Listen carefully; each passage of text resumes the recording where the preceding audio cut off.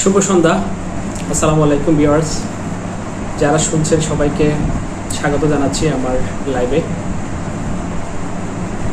আজকের লাইভটা মূলত আপনাদের জন্য করতে যাচ্ছি যারা খুব বেশি ভ্রমণপ্রিয় মানুষ, তাদের উদ্দেশ্যে এই লাইভটা করছি।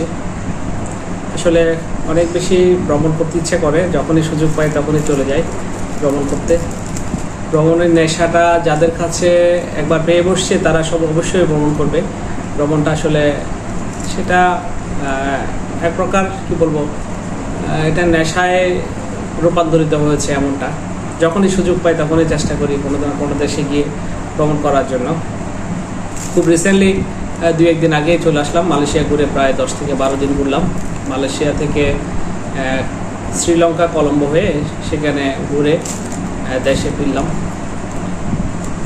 রিসেন্টলি যারা মালয়েশিয়া যাচ্ছেন, মালয়েশিয়ার যে অবস্থা বাঙালিদের বিশেষ করে, আপনারা যারা মালয়েশিয়া যাবেন বা মালয়েশিয়া যাওয়ার জন্য মনস্থির করেছেন, আপনাদের জন্য কিছু কথা বলছি।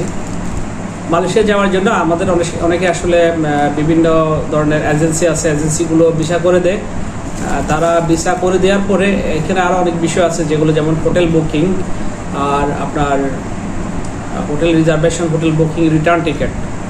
অনেকে দেখা যাচ্ছে ফেক হোটেল বুকিং বা ফেক একটা ডেমো, যেটা বলে 12 ঘন্টা 24 ঘন্টা এটা থাকে, লাইভ থাকে, এরকম একটা রিটার্ন টিকিট দিয়ে তারা কি করে, অনেককে হয়তো হচ্ছে মালয়েশিয়া পাঠাচ্ছে। কিন্তু ইমিগ্রেশন এমন একটা জিনিস, যারা ইমিগ্রেশনে কাজ করে তারা কিন্তু আপনার চেয়ে অনেক বেশি চালাক এবং চতুর। তারা দেখে বুঝে যায় কে ট্যুরিস্ট, কে এখানে কাজের জন্য আসছে। তাই আপনাদের কাছে বলবো, যারা ট্যুরিস্টে যাচ্ছেন, ট্যুরিস্টে গিয়ে সেখানে ঘুরবেন, খাবেন, এটা স্বাভাবিক ব্যাপার। আর ঘুরতে গেলে অবশ্যই আপনি আপনার মতো করে যাবেন, সেখানে কোনো প্যাকেট ট্যুর নয়। ইদানিং প্যাকেজ ট্যুর নামে অনেকগুলো বিষয় চোখের সামনে এসছে। আমার আরও 2জন বন্ধু, তারাও এই প্যাকেট ট্যুরে গিয়েছিল 3 দিন। তারা সিঙ্গাপুর হয়ে কুয়ালালামপুর আসছে। কুয়ালালামপুরের মধ্যে তাদের ঘোরার যে এটা ছিল, কিন্তু প্রায় 40,000 টাকা 3 দিনের জন্য তারা নিয়ে নিচ্ছে। তারা টুইন টাওয়ার, বুকিত বিন্তাং ইভেন কি মসজিদ জামেক পর্যন্ত তারা ওখানে নিয়ে যায় নাই। তারা টুইন টাওয়ার, কেএল টাওয়ার আর 2টা কি 3টা জায়গা নিয়ে তাদের ট্যুর শেষ। হোটেলে থাকো, খাও, 2 দিন ঘুরে তারা চলে আসলো বাংলাদেশে। এই হচ্ছে মানে প্যাকেজ ট্যুরের কার্যকলাপ আর কি। তারা আপনাকে আসলে মালয়েশিয়ার যে একটা মালয়েশিয়ার ট্রেডিশনাল খাবার, মালয়েশিয়ার যে সমস্ত জায়গাগুলো আছে সেগুলোতে কোথাও আসলে তারা আপনাকে কখনো হয়তো বা তারা আপনাকে নিতে চাইবে না, কারণ ওখানে নিতে গেলে আপনাকে একটু সময় নিয়ে যেতে হবে। মালয়েশিয়া এমন একটা জায়গা, আপনি যেদিন যাবেন সেদিন ওখানে একটা দিন শেষ হবে। যেমন গ্যাংটিং হাইল্যান্ডে যদি যান, আপনার একদিন সেখানে চলে যাবে। আপনি যদি মালাক্কা যান, সেখানে একদিন চলে যাবে। আপনি যদি পেনাংয়ে যান, সেক্ষেত্রে মিনিমাম 2 দিন লাগবে। আপনি যদি ক্যামেরন হাইল্যান্ড যান, সেটা আরও বেশি সময় লাগবে, 12 থেকে 13 ঘন্টা লাগে ওখানে যাইতে। বিমানে গেলে হয়তো 1 ঘন্টা সময় লাগবে। এরকম আসলে এখানে অনেকগুলো তৃতীয়াংশা থেকে শুরু করে আইসিটি থেকে শুরু করে অনেকগুলো জায়গা আছে, স্পট আছে। আপনাকে মালয়েশিয়া দেখতে হলে আপনাকে একটু সময় নিয়ে, 1 সপ্তাহ সময় নিয়ে আপনি যাবেন। এখানে বাজেট হোটেল আছে। বাজেট হোটেল বলতে এমনই, আপনি যদি 2 জন বন্ধু মিলে যান, সেক্ষেত্রে একটা রুম নিতে পারেন। সেটা হতে পারে 60 থেকে 70 রিঙ্গিতের মধ্যে আপনি পেয়ে যাবেন। সেটা উইথ আপনার সাথে অ্যাটাচ বাথরুম সহ পেয়ে যাবেন। যদি আপনারা এগোডা কিংবা booking.com চান, তাহলে সেক্ষেত্রে পেয়ে যাবেন। সেটা কোতরায়া বলেন, বুকিত বিন্তাং বলেন আপনি, অথবা চায়না টাউন, এইসব জায়গার মধ্যে বাঙালিরা গেলে থাকে।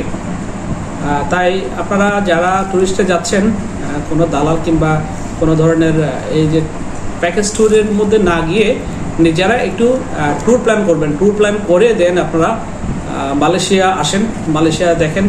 আর যাদের অসৎ উদ্দেশ্য, যাদের উদ্দেশ্য হচ্ছে মালয়েশিয়ায় গিয়ে থেকে যাবেন, আপনারা সেটা করবেন না। কারণ আমরা দেখেছি বাঙালিদেরকে প্রতিনিয়ত তারা কি করছে, সেখানে রেড অ্যালার্ট দিচ্ছে। প্রতিদিন তারা ধরপাকড় করছে মসজিদ জামাইকের আশেপাশে, যেমন মসজিদ ইন্ডিয়ার সামনে, স্বর্ণের দোকান, এখানে অনেকগুলো অধীন রেড অ্যালার্ট প্রতিদিনে রেখেছে। তারা মানুষকে ধরপাকড়ের মধ্যে দিয়ে আছে। মানুষ যারা এখানে অবৈধ আছে, অবৈধ যারা আছে, তারা মালয়েশিয়ান পুলিশ কিন্তু অবৈধ ইমিগ্রেশন কঠোরভাবে তারা এগুলো দমন করছে। তাই আপনারা যারা কাজ করতে যাবেন। যাদের ভিসা আছে বা যাদের ভিসা নাই তারা হয়তো বেশি ভিসা করে নেবেন। এছাড়া আপনারা যখনই ভিসা কলিং করবে তখন আপনারা অ্যাপ্লাই করে যথাযথ চ্যানেলের মধ্য দিয়ে আপনারা বিদেশ যাবেন। বিদেশ গিয়ে আপনি আপনার কর্ম সম্পাদন করবেন, এটাই হওয়া উচিত। এছাড়া না হলে আমরা আসলে দেশ হিসেবে, বাঙালি হিসেবে আমাদের এখানে যে একটা সুনাম, সেখানে গিয়ে আমরা দেখেছি বাঙালিরা বিভিন্ন কাজে লিপ্ত। আমি বলবো না যে খারাপ কাজ করছে সবাই, সেটা না। কিছু কিছু কাজ আছে, কিছু কিছু অকারেন্সের কারণে বাঙালিদের সুনাম বিশ্বে কি হচ্ছে, নষ্ট হচ্ছে। তাই বাঙালিদের সুনাম, আত্মমর্যাদা রক্ষাতে আপনারা আপনাদের নিজেদের জন্য আপনারা কাজ করবেন এমনভাবে যেন আমি আমার যে সুনাম, দেশের যে সুনাম, সেটা যেন আমি রক্ষা করতে পারি। এছাড়া আপনারা ভ্রমণ করতে যান, ভ্রমণ করতে গেলে দেখা যাচ্ছে আপনি চাইলে আপনি মালয়েশিয়া থেকে একটা, যদি আপনি শ্রীলঙ্কান এয়ারওয়েজে আপনি যদি মালয়েশিয়া থেকে বাংলাদেশে আসতে চান, সেক্ষেত্রে শ্রীলঙ্কান এয়ারওয়েজে যদি আসেন, সেক্ষেত্রে আপনি সরাসরি উইদাউট ভিসাতে আপনি শ্রীলঙ্কা গিয়ে একদিন 22 ঘন্টার ট্রানজিট নিয়ে আপনি শুধু অনলি একটা হোটেল রিজার্ভেশন দিলে আপনি সরাসরি কলম্বো কিংবা নিগম্বো কিংবা অন্য সিটিতে আপনি গিয়ে সারাদিন ঘুরে সন্ধ্যায় বা রাতে এসে আপনি সকালবেলা চলে আসতে পারেন। এটার জন্য আপনার আসলে সহজ টিপস, আপনি চাইলে ঘুরে আসতে পারেন। তা এছাড়াও খাবার দাবার, মালয়েশিয়ার খাবার দাবার আসলে আপনি চাইলে বাঙালি হোটেল, অনেকগুলো বাঙালি হোটেল রয়েছে। আমি বলবো না সব কিছু খারাপ, সব বাঙালি হোটেল খারাপ, সেটা বলবো না। কিন্তু আমার যেটা মনে হয়েছে, বাঙালি হোটেলগুলো না অনেক বেশি টাকা এখানে আমাদের কাছ থেকে চার্জ করে। আপনি যারা ট্যুরিস্ট কিংবা ওখানে থাকেন, তারা অনেক বেশি চার্জ করে। ওখানে স্থানীয় কিছু বাঙালিদের সাথে কথা বলে জানলাম, প্রথমে 3-4 দিন খাইলাম বিভিন্ন বাঙালি হোটেলে। ইভেনকে তারা বাঙালিদের যে কালচার, সেই কালচারটা আসলে কোথাও গিয়ে সেখানে হয় ডেকি স্বর্গে গেলে ধান মানে, সেটাও হচ্ছে, এটা আমার কাছে পরিণত হয়েছে। আমরা একটা কোথায় একটা রেস্টুরেন্ট, বাঙালি রেস্টুরেন্ট চায়না টাউনের পাশে, সেখানে খেলাম। তারা দেখেছে না বাসি খাবারে তারা পরিবেশন করছে, আর প্রাইস দেখা যাচ্ছে 2 জন খাইলে মিনিমাম 25 টাকা, 26 টাকা, 26 রিঙ্গিত নিয়ে নিচ্ছে। অথচ তার পাশে পরের দিন একটা ইয়াতে সকালে নাস্তা করার জন্য যখন গেলাম, তখন একজন ভাই, সে বাঙালি, এখানে একটা ট্রাভেল এজেন্সিতে চাকরি হবো, তার এখানে আমি অন্য একটা বিষয় নিয়ে ঢুকলাম। ঢোকার পরে তখন বললাম যে ভাই এটা এইরকম। তো বললো যে ভাই ওখানে খাবেন না, আপনার যদি মালাই দোকানগুলোতে খান, আপনি একেবারে আরও কম বাজেটে অনেক ভালো খাবার খেতে পারেন। আসলে সত্যি তাই। আমরা যখন চায়না টাউনের পাশে একটা মালাই দোকানে গেলাম, আপনি আপনার বুফের মতো স্টাইলে আপনি আপনার খাবার খেতে পারবেন। সেক্ষেত্রে সব কিছু খাওয়ার পরে আমাদের দেখে যে বিল আসছে মনে হয় 19 টাকা। 3 থেকে 4টা আইটেম, মুরগি, মাংস, তারপর মাছ, আরও কিছু ওখানকার আইটেম। খুব মজা আসলে। আপনি ট্রাই করবেন অবশ্যই, মালয়েশিয়া গেলে মালয়েশিয়ান খাবারগুলো খাওয়ার জন্য ট্রাই করবেন। অবশ্য সবগুলো স্ট্রিট ফুড যেখানে আছে সবগুলো হালাল ফুড। ওরা কিন্তু বাসি কিন্তু কোনো কিছু বিক্রি করে না, ডেইলি বিক্রি করবে তারা। তাই আপনারা এছাড়া মালয়েশিয়া যখন যাবেন, মালয়েশিয়ার এইসব বিষয়গুলো আপনারা অবশ্যই নেবেন। সাথে অবশ্যই আপনার hotel booking, return ticket, immigration officer আপনার কাছে অবশ্যই চাইবে। যদি এগুলো দিতে না পারেন, তারা কোয়েশ্চেন করবে, আপনার অ্যান্সার দেওয়ার চেষ্টা করবেন। আপনি যদি ইংলিশ নাও পারেন, আপনি কাগজগুলো দেখাবেন। আপনার অন্ততপক্ষে এটা বলবেন যে this one return ticket and this one hotel booking. কতদিন থাকবেন সেটাগুলো জানিয়ে নেবেন। আমি এতদিন থাকবো, এতদিন থাকার পরে আমি চলে আসবো। এইসব বিষয়গুলো যদি আপনি ইমিগ্রেশনের পর যদি আপনি দেখাতে পারেন বা বলতে পারেন, আমি মনে করি না কোনো ধরনের হ্যাসেল আপনার কাছে হয়। প্রতিদিন দেখাচ্ছে 100, 200, 300 মানুষ এখানে ধরে পাঠিয়ে দিচ্ছে। আপনি এত টাকা খরচ করে যাচ্ছেন মালয়েশিয়া, আপনাকে আবার রিটার্ন করে ফেরত পাঠাচ্ছে। এটা আসলে কখনো কাম্য নয়। আপনার কষ্টার্জিত টাকা দিয়ে আপনি একটা ইচ্ছা পোষণ করলেন যে না মালয়েশিয়া ঘুরতে যাবেন। মালয়েশিয়া আসলে সুন্দর, মালয়েশিয়া দেখার মতো মালয়েশিয়া। সেখানে আসলে পরিবেশ, মানুষজন সব কিছুই ভালো। আমার কাছে ভালো লেগেছে। বাট আপনি যদি যান, আপনার কাছে অবশ্যই ভালো লাগবে।